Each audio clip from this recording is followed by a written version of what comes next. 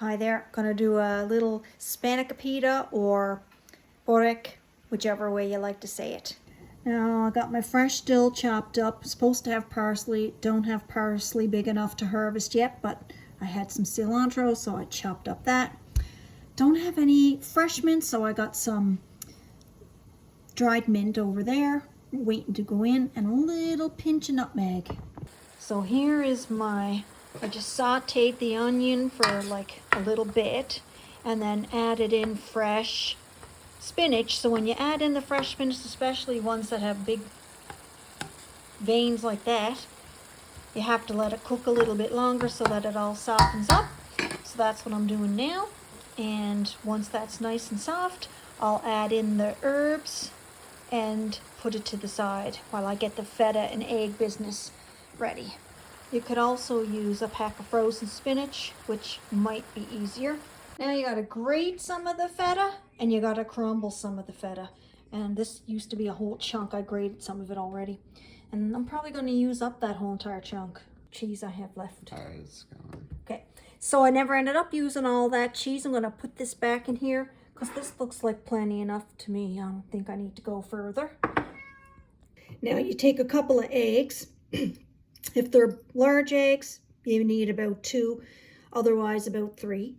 And I'm gonna beat them up with this here fork and then add in the crumbled and grated feta. And then all of this mixture is gonna go into the spinach that's over there on the cupboard cooling off. Almost remind you of a mushy egg salad, but it's really feta and raw eggs. So here is the eggs, feta, spinach, onion all combined together, and the herbs cooling off. Now when you put a piece of phyllo, you have to then use some olive oil and spread the olive oil out all over each layer. So I'm gonna drop 6 layers of phyllo, then add the spinach mixture, and then add 6 more layers of phyllo. And between each layer, I'm gonna take my brush and put olive oil all over. All right, I got the spinach layer down. Now 6 more layers of phyllo to go. And I keep my phyllo under here while I'm not using it. I am very pleased that my first spanakopita Borek is in the oven. Now I'm going to go for a second one. Now it's not as big, so I'm going to cut this phyllo into 2 parts. And then I'm going to make a second one, pop it in the freezer. Here we are again with pie number 2.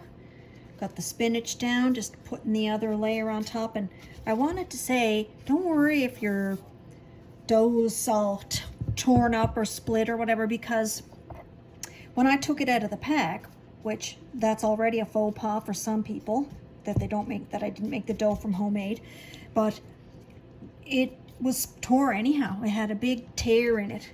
So nothing you can do. I'm just gonna keep going and it'll all work out in the end. Yeah, I got the second one all ready to go in the freezer now, so I just see what I did with the excess dough. I just popped it down, and then when it cooks, it kind of like separates and fans out. It looks very pretty. I know it doesn't look like much now, but I'll show you the other one when it comes out of the oven. It's nice. Here it is out of the oven now. I'm going to cut it. Probably 3 rows here and then along there and 4 rows. That'll probably be a good size piece.